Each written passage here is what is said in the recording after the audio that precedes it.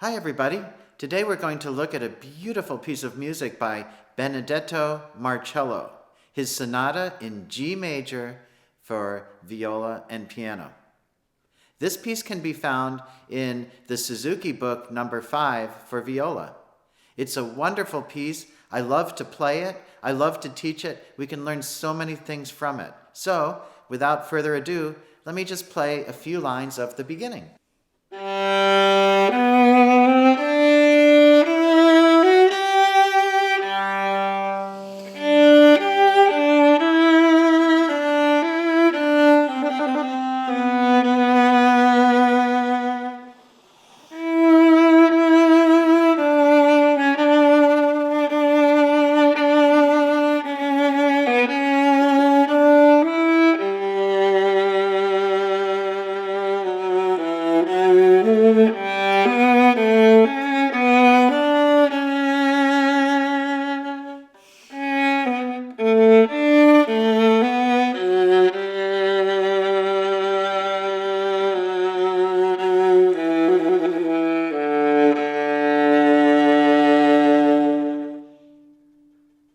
It's such a wonderful piece.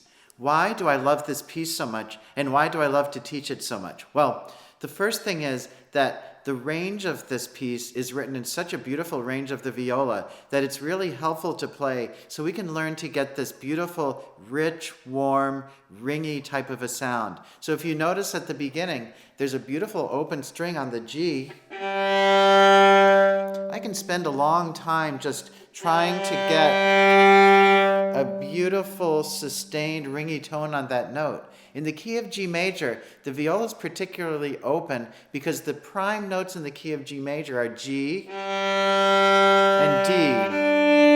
There's also a lot of C's. So you can see that the viola is nice and open. So when I play at the beginning, I actually have an open G string and an open D string. When I play this high G, the open G string actually rings, so I'm trying to pull the bow in a way that my instrument really has a ringy sound.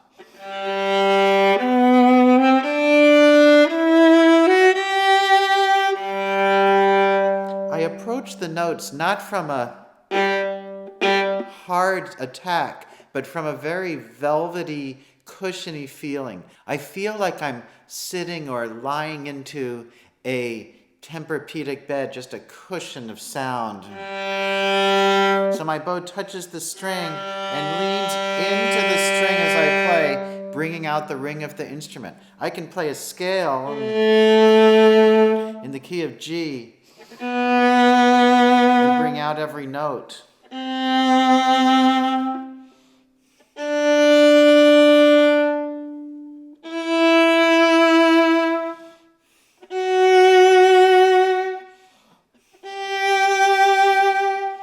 In fact, the very first few notes of this piece are a G major scale without the second note, the A.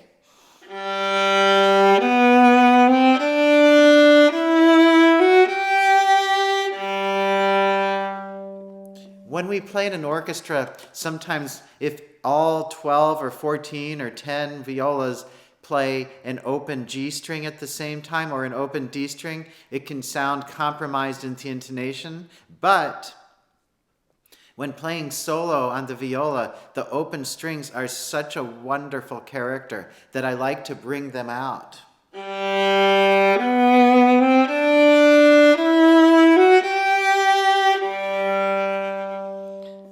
The second phrase, we have a few different rhythms and we have a trill. I like to start the trills from the top. This piece was written in the Baroque era.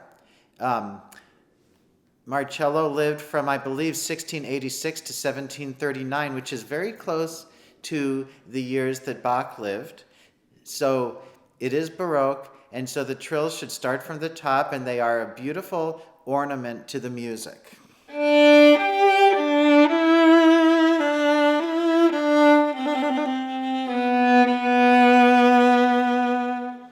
You notice that I stop the trill and leave a little tail of the note C so that we can hear the pitch. So I'm just ornamenting a note called C.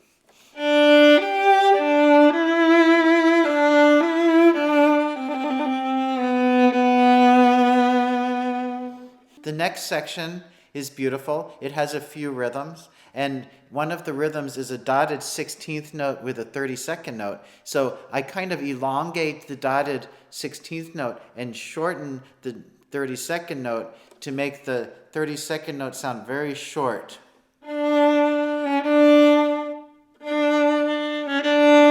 You notice if you look at the bow distribution, a lot of bow, tiny bow there, and finish. Like so.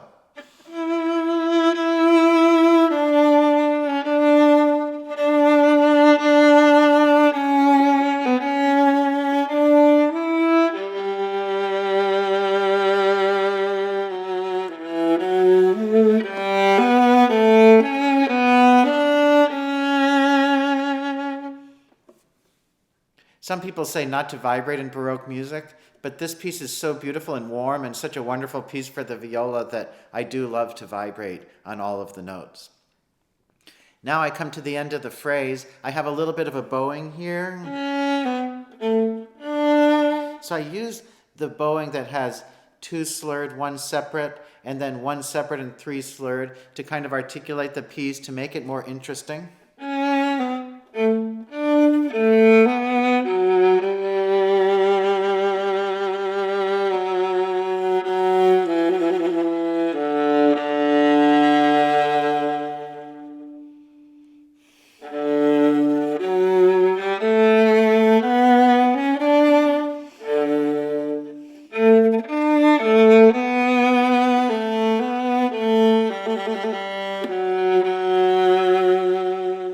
Dotted rhythms.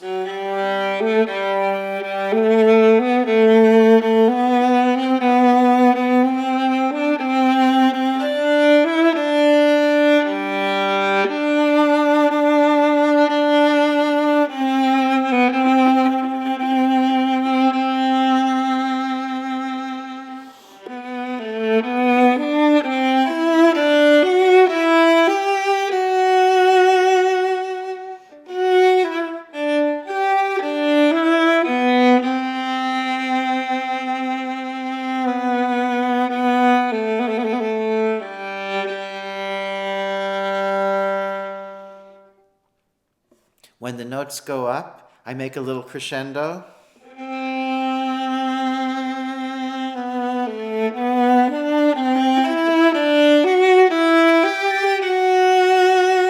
When they go down, I make a little diminuendo.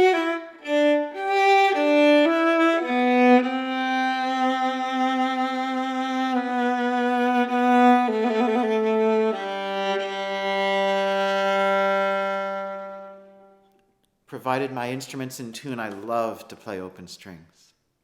The second movement is beautiful. It's a good contrast to the first movement, and it gives me a real chance to show how different articulations on the viola can be quite beautiful. So let me play the beginning of that just a little bit.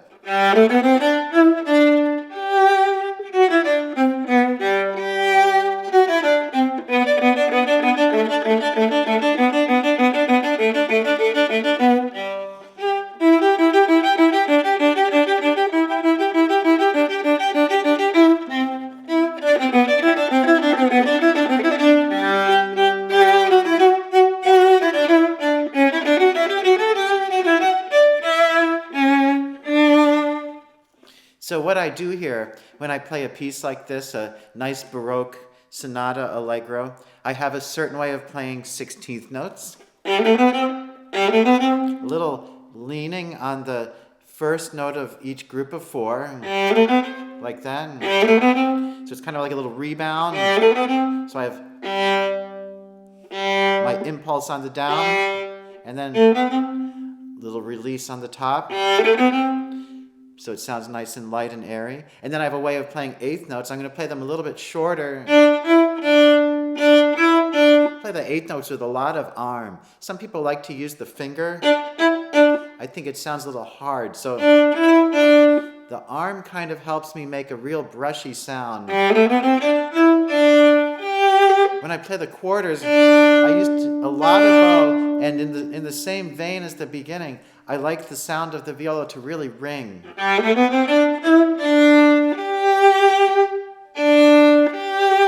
as I said at the beginning of the video, it's really fun in this piece because in the key of G, I've got the open D string, which rings. I've got the G, which also rings, so my viola gets all ringy and I feel good, so that's awesome. So now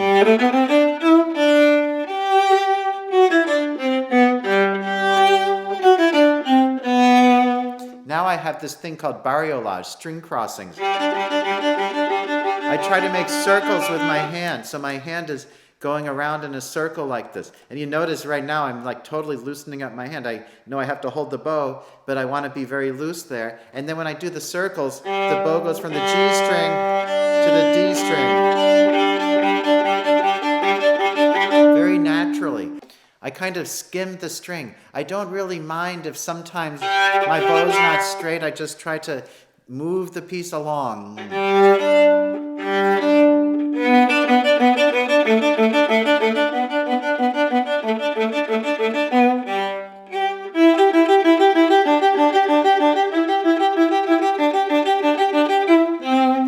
As the piece goes on, I have a little rising sequence.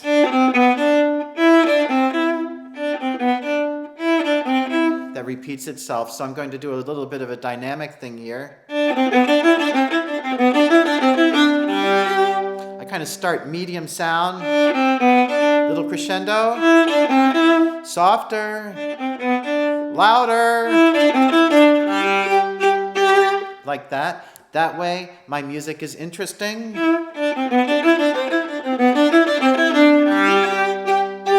After that, I feel happy.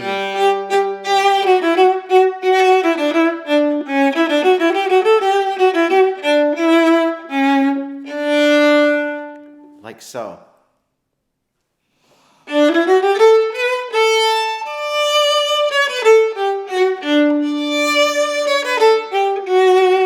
Over here, I have these Ds that are the high note of the piece, so I like to bring them out, so I make a little crescendo during them and show them to my audience.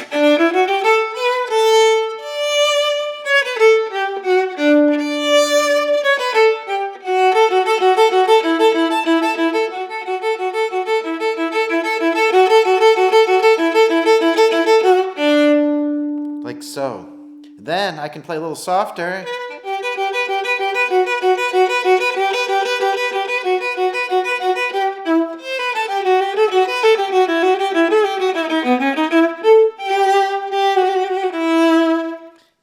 This part here on line 2 is a little difficult because it goes into half position.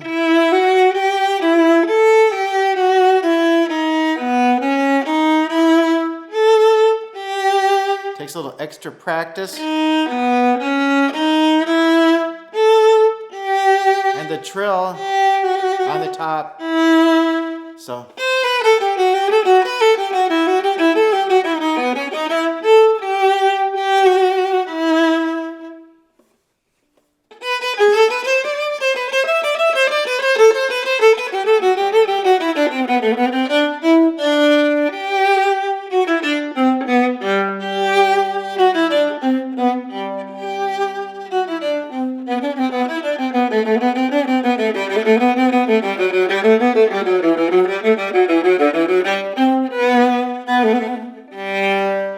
It's fun to play on the C string, although over here I'm going to play lighter because it's Baroque.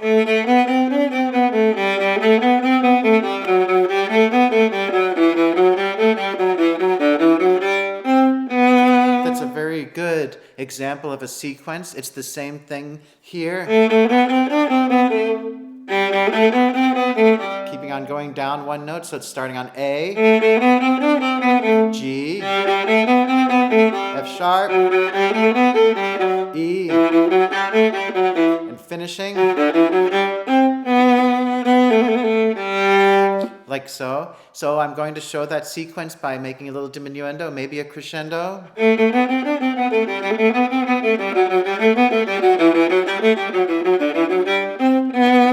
What